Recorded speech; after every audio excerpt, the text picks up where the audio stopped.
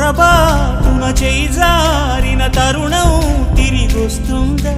ప్రతి పూటొక పుటలా తన పాఠం వివరిస్తుందా?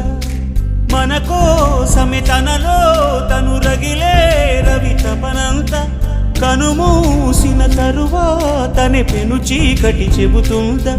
కడతేరని పయనాలెన్ని, పడదోసిన ప్రణయాలెన్ని అని తిరగే ఛాయా చరిత పుటలు, వెను చూడక ఉరికే కథలు, తమ ముందు తరాలకు స్మృతుల చితులు అందించాలా ప్రేమికులు.